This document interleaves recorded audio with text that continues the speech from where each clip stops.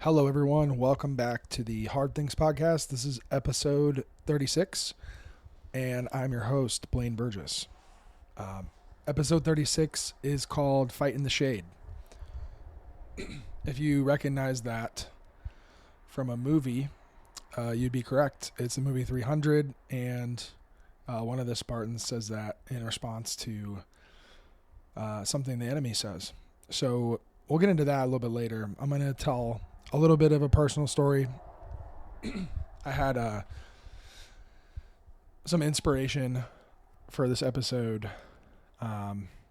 One, from watching the movie 300, but two, something I heard today on a YouTube video that came out yesterday on the Pat McAfee show.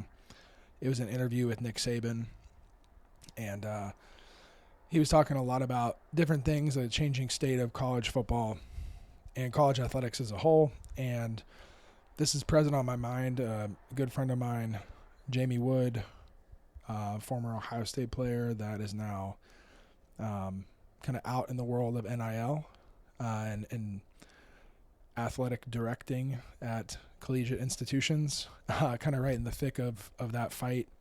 It's really, like I said, on the kind of the forefront of my mind. So it's been really interesting to hear his perspective, to hear people like Nick Saban talk about it.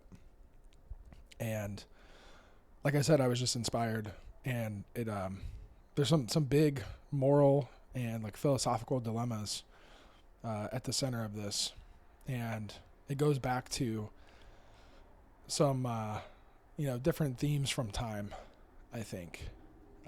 So we're here again fighting a similar fight in a different context, and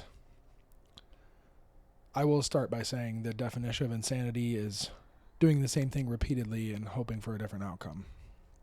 I think as humanity, it's our duty, might I say even responsibility, to step up and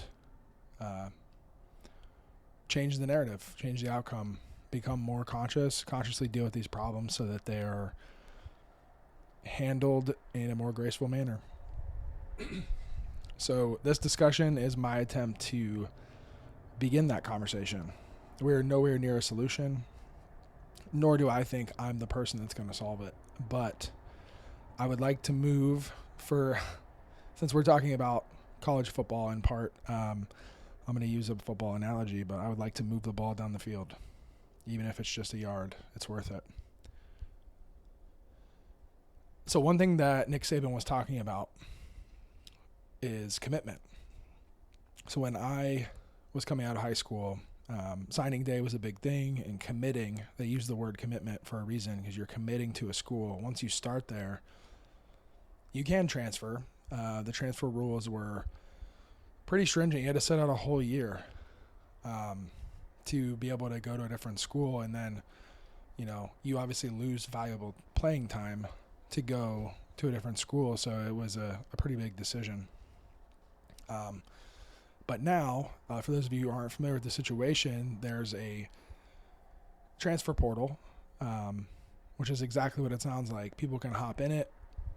Once you're in it, coaches are going to recruit you, and now with the name, image, and likeness abilities that schools now have. So donors can donate a bunch of money. Companies can sponsor athletes. There's all kinds of deals and money. And we're talking millions of dollars that the top players can get. So you hop in the transfer portal, you're going to get a big payday. Almost guaranteed if you're that good. Even players that aren't that good are still going to get six figures. And that's more money than their family probably has. So there's a pretty high incentive to jump in the transfer portal. And so what do you think is going to happen to their commitment when there's $600K being dangled out in front of them? What do you think is going to happen to the commitment when they can make, potentially, for some of the top players, more money than they could make in the NFL? The NFL is a men's league. There's 36-year-old dudes that are going to hammer you down in the league and hurt you. So why would you not play like 5 or 6 years in the college ranks against basically 18-year-olds and just rack up the cash. And then maybe these people won't even go to the NFL, and the NFL suffers from having less talent than it may have had before. Now, I believe in a free market. I, at my core, am a capitalist, but I would say I'm a conscious capitalist. We need to think about the different outcomes that the free market could take and then shepherd the market towards, maybe 2 or 3 choices of those outcomes and then let the market decide. It's a lot like an election, right? So we have basically very few choices, and then we give us 2 choices, and then we pick the one, and that's it. And I think the way we do our elections, maybe we could benefit from having 3 or 4 parties in the fight. Some European countries have that many or more. And those elections, the person might win with 36% of the vote. It's pretty split, but ultimately it's not one-on-one. So it's not the people that didn't vote for you hate you. It's people that didn't vote for you disagree with you, but might agree with you on a few things. So it's a little bit less volatile. And that's kind of what I think ultimately about this as well. So it would be helpful to have that. But anyways, I'll bring it back to my point about commitment. I think I'll go back to a quote I've used a lot recently, which is, if you don't know what you want, you can't be trusted. And so now I think this migration to a new outcome, a new efficiency in the market will ultimately cause some trust issues with coaches who are already notorious for, their whole life rides on getting 17-year-olds to agree to what they want them to do. It's a lot of manipulation in those tactics. Sometimes with a guy like Nick Saban, he really meant it and he put his weight behind his word and he kept it every time for the most part.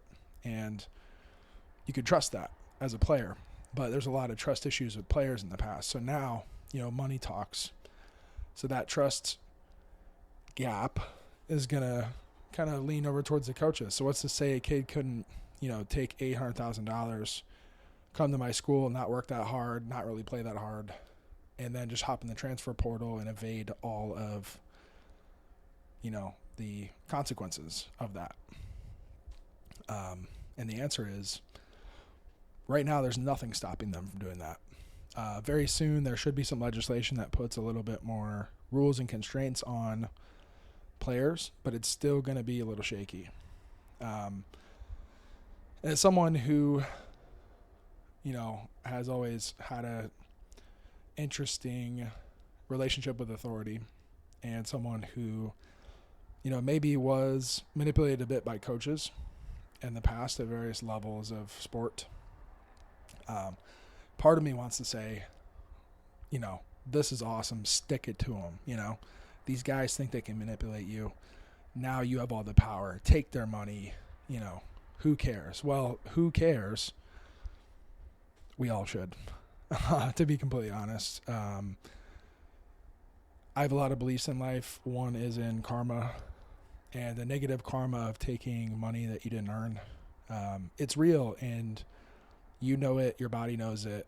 You will actually self-sabotage yourself. I was talking about this with my aforementioned friend Jamie, but I think a guy like Deshaun Watson goes to Cleveland, really gets paid, knows that his actions in the past and his play wasn't quite worth that money.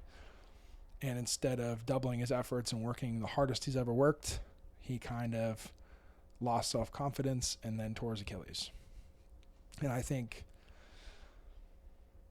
this kind of emotional turmoil is going to be rampant in college football, and injuries and the dark side of it, where you don't hear the players get the money and wash out and then they spend all the money and then they're worse off than when they started.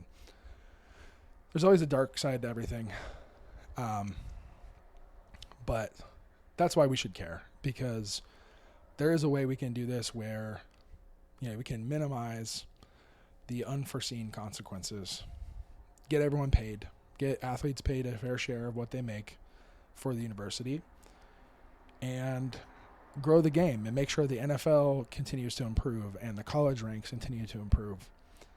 And right now, I just think some of the moral, philosophical standards are a little bit lax because somebody was hurt. And we can talk about reparations for slavery. We can talk about the Holocaust and the creation of the state of Israel. We can talk about just all the times when something really bad happened to someone and then we kind of almost swung it back the other way to try and pay that group back. In general, that all at once, approach like the NIL. So athletes have been underserved by college institutions. The institutions make billions of dollars off of the athletes and they get none of it. The answer for sure is not to just all of a sudden give them all of this money.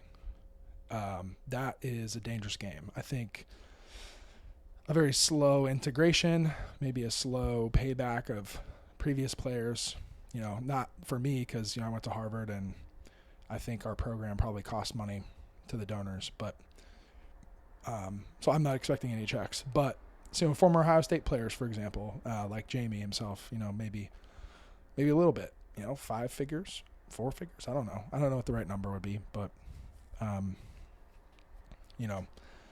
seems like a slow rollout of that could be right. But yeah, what we got is a major overreaction. And I believe in making things right, but we got to do it in a way that builds a better future for all of us. Another thing that Saban talked about was, do you want value now or value for your future? And I think, once again, taking the money now is attractive. And anything in life, if you try to take, something now, there is a chance you get your hand caught in the cookie jar. Now, there's also a chance that you take that money and nothing ever happens to you. But my experience with God or the universe or whatever you want to call spirituality is that bill is going to come around and come due. So you got to earn it with blood, sweat, and tears. Unfortunately, for all of us, we're human, and that's just the way it goes. Something earned by blood, sweat, and tears, like me doing this podcast right now, just for the love of the game. Someday, maybe something will come of it. And I enjoy doing it. And I hope even just one person gets value out of it. That would be cool. And what that is me creating value for my future.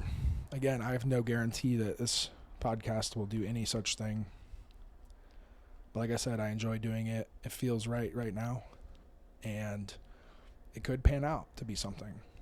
And it's the same for school. If you go to college like I did,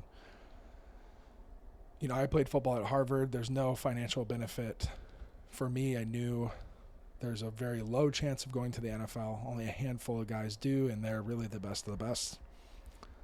So for me, it was for love of the game. It was a good challenge. Try to be an Ivy League champion.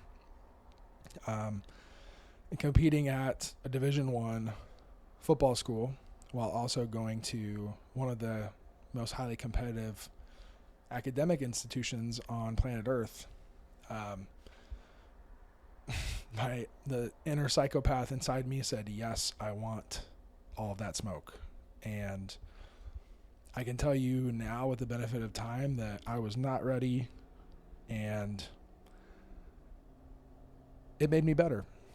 But I did take a lot of L's, and by L's I mean losses. L's that I was not prepared for. But like I said, ultimately now I have the benefit of that experience.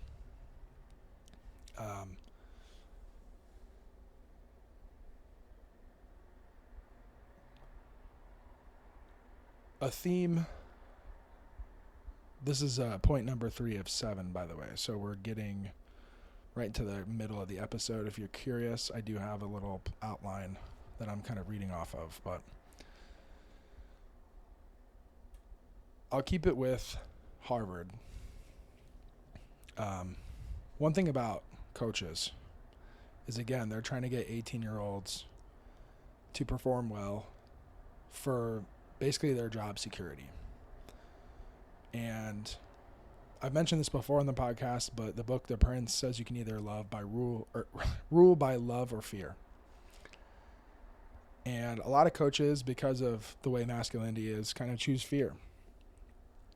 So they'll kind of dangle things out in front of you, and you want to be on first or second team. You don't want to get demoted. And I can tell you, is every day was just a battle of some guy trying to incentivize me to, beat someone else out, like pitting us against each other, making us afraid that we're going to lose our status, and then embarrassing you when, honestly, just embarrassment is just like a big thing. So instead of like building people up and making them confident in what they're doing so they can go about their business, it's the opposite. It was more so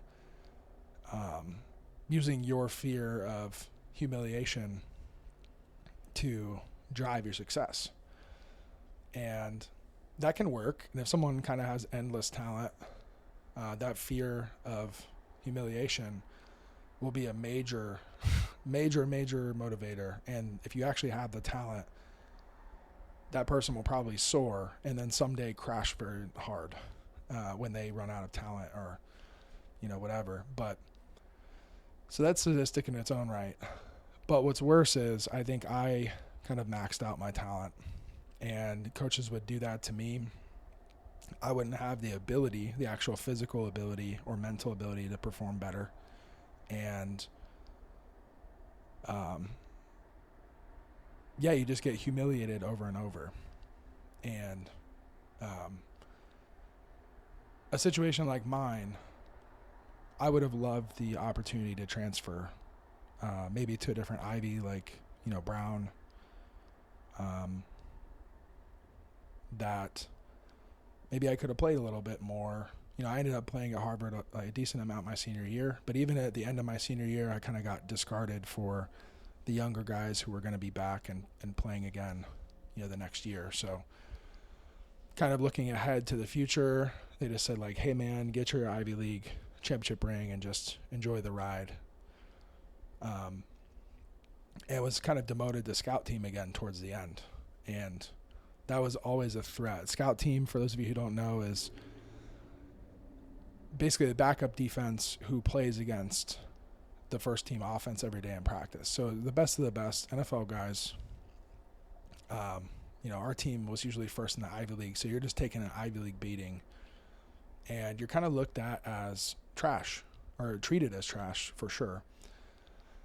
Now, if you're a young guy and you're coming up, this is kind of to be expected. You've kind of been treated like this your whole football career if you're not quite the man yet. But someone like me, that was a major humiliation. And honestly, I've just been humiliated so many times at that point and was just so close to the end. I was just like, hey, I'm going to fucking get through this on maintenance energy and just do my best, which at that point I didn't have much left. I'll never forget, there was one instance in practice. I won't name this person, but I will kind of make it easy. They're now a Super Bowl champion. If someone did really want to go deep and look it up, you could figure out who it is. We kind of got tangled up in practice. I was on scout team, and again, had like earned all my stripes at this point. Was just in a tough spot where I just didn't have anything left to give talent-wise. I had, again, maxed myself out. I'm very self-aware, so I knew what was happening, and I just accepted it and decided to finish out my commitment. I committed to play 4 years there, and I did exactly that and became an Ivy League champion. But, I was trying to make practice fun, trying to pass the time. Trying to not let those guys off easy. So to make them better, I would go pretty hard. I got tangled up with this guy, and I kind of called him, like a joke around the team. People would tease him and call him this phrase, this name. And again, I'm not going to call him out by name, but I said it, and his response was, ha ha ha, well, you're scout team Blaine. And for me, just immediately in that moment, I was like, hey, here I am trying to tease you. You're already all Ivy, the man. And here I am working hard for you, to put on a good show on scout team and tease you, not even, just kind of make it fun and start going at each other. And you decide to drop that, punching down from on high. And to me, at that moment, I just, I had absolutely nothing left. And taking that kind of last little bit of humiliation, I could see where a kid would want to transfer out and start fresh. I mean, that's just tough. You give everything to a situation and it's not appreciated. It's funny because I'm really glad I didn't have the option to transfer, because I finished it out, like I said, and became an Ivy League champion. But this transitions to the next topic. So with players, they're only there for 4, 5, 6 years. Coaches could be there for a long time. And when I go back and look at my coaches that have coached me my entire life, the really good coaches were always there for a decade after I left. And there's coaches at Harvard that have still been there since I left, 10 years ago. And I will say the coaches that mistreated me, none of them are there. And like I said, with karma, I don't want bad things to happen to people. But I think if you treat enough people the way that I was treated, it's almost inevitable. At some point, you have to change how you're treating people. You might do it to a couple people and then change your ways and be able to kind of salvage your karma. But in a way, the way that we won the Ivy League championship, the kind of long shot, 3-way tie way that I got a championship ring, in a way, I just can't help but feel like my little piece, my choosing to show up every day, even though the odds weren't good that I was going to play that much and I was being treated poorly, that ring was just the one thing. It was just hey man, it was worth it. It wasn't financial. These are non-financial rewards. But I was an Ivy League champion. What stuck with me was Nick Saban also talked about an old coach that coached when he was playing, and that he would always come to the team and say, hey, the last 40 guys on the team is the quality of your roster. And I will say, the guys I played scout team with were all like me, a little bit mistreated, but still absolute dogs that showed up every day and gave it their best. And sometimes our best wasn't very good. We were just holding it together with paper clips, but there was no money in that program to pay players, obviously. And we had no incentive other than just our own pride. So the bottom 40 of our roster, honestly, was great. Those guys were great. So at the end of the day, our team succeeded and ended up winning because the top 60 were incredible and the bottom 40 were great. And that's the difference between the Harvard teams that won, the ones that didn't, and even the teams in the NFL you see today that won and the teams that didn't. And years that we didn't win the Ivy League, I could have been better for certain. And I was in the bottom 40 pretty much the whole time. Maybe my senior year, even when I was on scout team, I might have been in the top half. But because I did play a decent amount. And I'm not saying this is a sob story. I'm just saying it as an example of why someone might want to transfer, because it is a thankless job. And again, there's no financial reward when I was there. I just can say I'm an Ivy League champion for the rest of my life. So that's enough of traveling back to the past. It's more so, again, just an example. But all these lessons now are useful to me in my life because I know I went through all that. I know what I can endure. and the challenges I have ahead of me as a future chiropractor and person in this world, where this world is heading, I feel confident and equipped that like come what may, and I'll be here. The last piece that I'll say too, so the non-financial reward part. My first day at Harvard, I've told this story before too, but my first day at Harvard, I snatched like 135 pounds. And for those of you who know me, I compete in Olympic weightlifting. I now snatch right around 340 pounds. So almost 200 pound increase since I was 18. But through football, through that commitment, I came to love weightlifting. And when football was over for me, I was lucky to have weightlifting to transition to. It got me into CrossFit, which opened so many doors for me. And weightlifting has opened so many doors for me. And ultimately, weightlifting led me to chiropractic. My injuries have led me to, some of the best practitioners in some fields, but mostly chiropractic and like fitness and nutrition wise. So like I was saying, like all that stuff, all that commitment at Harvard that, I was kind of suffering in a real tough spot and between a rock and a hard place. I ended up getting rewarded in ways that I could have never imagined. I'm literally here today because I chose to do that. So again, I wouldn't change anything because where I'm at right now is exactly right where I'm supposed to be, and I believe that. So when it comes to us in our lives, I think we can learn a lot from King Leonidas and the 300 Spartans that fought the Persians. I'm not going to go through the whole story as the movie tells it, and obviously history can maybe embellish some things. But this is a pretty fantastic story. I'm going to go through it very quickly.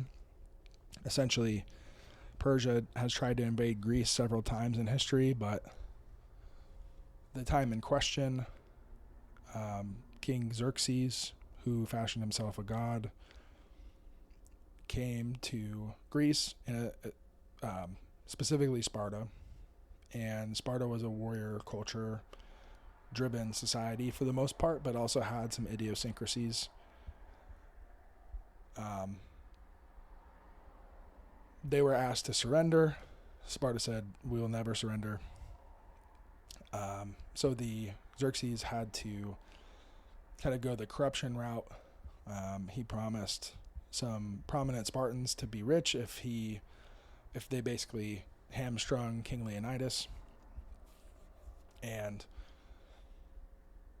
the old kind of religious sect of Sparta forbade that the Spartan army goes to battle against King Xerxes, and basically sealed their fate as, the Persians coming and taking over and enslaving them. And this is where commitment, values, loyalty, all these things come into play. Where King Leonidas was, again, like put between a rock and a hard place. I'm not going to say that this is the same as me playing football at Harvard, because it's not. But what do you do when you're between a rock and a hard place? Do you compromise your values? Do you scratch loyalties? Do you relinquish commitments? Do you, cast aside responsibility? King Leonidas did none of these things. He basically said, "We will not bow to you. Not only will we not bow to you, we're going to fight you tooth and nail however we can."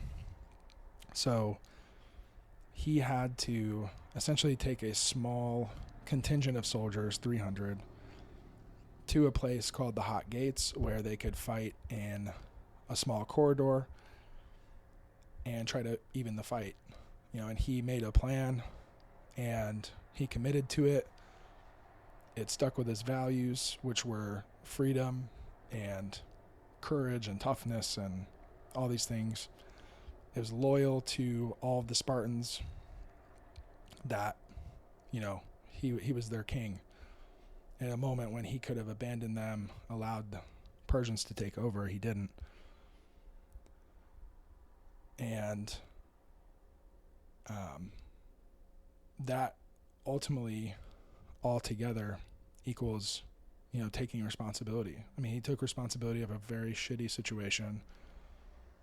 And, this is a guy who had a beautiful queen, had a son, really everything you could want. Everything was pretty much, it's never perfect, but he had it dialed to a science, and he's at the peak of his power, and he could say, why me? Why does this have to happen when I'm king? Instead of that, he just said, like, what do we got to do? What do I got to do to take responsibility for these people and give us the best chance to survive? So he goes out there with the 300. They take all the Persians' best shots. They even make King Xerxes bleed, as it shows in the movie, but basically it's proving that, like, this guy's not a god and these people are beatable, and sacrificed himself. I mean, he, again, like, had everything a guy could want, and he gave it all up. And in a way, that's a story through all of time. We talk about Christianity or any religion, it's about sacrifice. And only those most responsible will be, called to sacrifice. And I think a lot of people, anyone can take responsibility, from the scout team to, all Ivy League player. The rewards for that are varying. For in King Leonidas' case, it was death. Him and all the 300, they were killed by the Persians. But their sacrifice meant that all of Greece would unite and fight back the Persians. And what that is a responsibility to the future. Again, like, value now versus value in the future. And King Leonidas can say, okay, I'm going to spend my last couple of weeks with my family, and then we'll be slaves, and, everything will go downhill, and just kind of take the value now. But he said, I want my son to be king of a great nation, and I'm going to give it all to make sure that's true. So the thing that stuck with me was the kind of joyful nature with which the Spartans sacrificed. Throughout the whole movie, of course, this is just good writing, but I'm certain, based on historical reports, that this was the case, not only for the Spartans, but for many fighting men.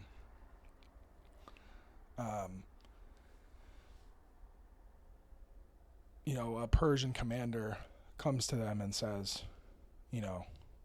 our armies are massive, our arrows will blot out the sun, like, you're going to be so screwed, basically. And the Spartans just start laughing at him and go, well, if you blot out the sun, we'll just fight in the shade. And I think that stuck with me, because not only do we have a responsibility in our lives, in our communities, and for our immediate family, but we have a responsibility to ourselves. This is a responsibility I felt myself take on, but fighting in the shade is kind of a symbol of fighting the darkness in yourself. We have ego, we have these different tendencies that are in our body to protect us and to keep us alive. And if you feed those too often, you will be in survival mode, and you will always stay there.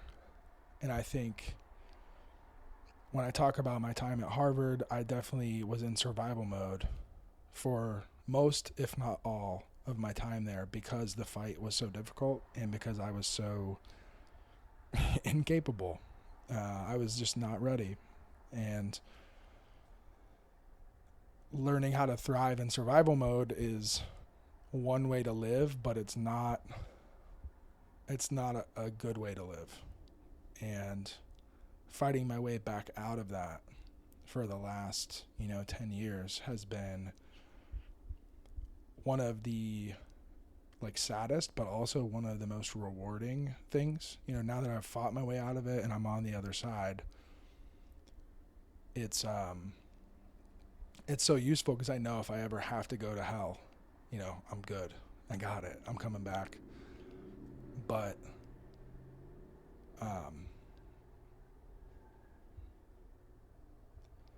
I also am not convinced it entirely needed to be that way.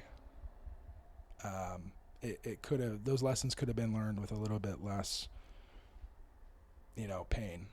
And I think our tendency as human beings is to avoid pain almost at all costs. Like that's just an instinct again. But if I had turned into it a little bit more, not tried to avoid fighting in the shade, those 10 years could have been 5, could have been 6, I don't know. And again, wouldn't change it for anything because it is what it is. Like it's already happened. But now, knowing what I know, knowing that I could take someone's 10-year suffering and maybe show them a few tools and maybe that becomes 8. You know, I can never get my time back, but I might be able to give someone 2 years of their life back, which is, if I did that for one person, I think I could just retire. And if I did it for more, then that would be, you know, a great pleasure of my life, something that I could derive from, you know, my own fight in the shade. And I will continue to fight in the shade. You know, it's not completely over. I don't think it's over until we pass on. But that's our responsibility to ourselves and to others around us, is to, you know, have a rich inner world, you know, engage with spirituality, engage with religion. Sometimes religion, I think, encourages us to maybe avoid the shade, but you got to go in there and fight it, and be able to come back.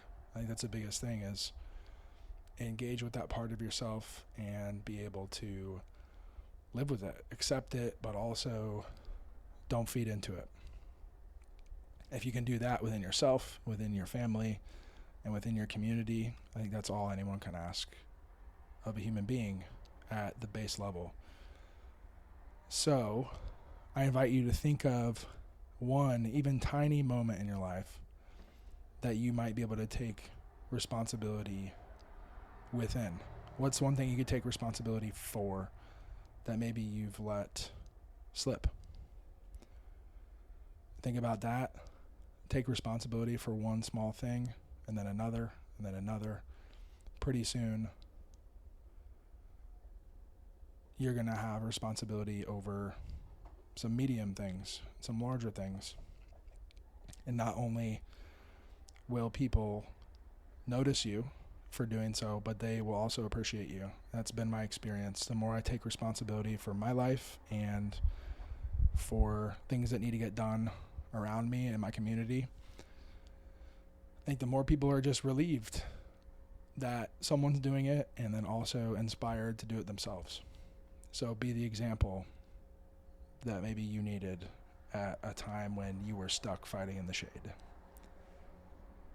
So with that, I think I have exhausted everything I wanted to say. So until next time, this is Blaine, and I leave you with that. See you later.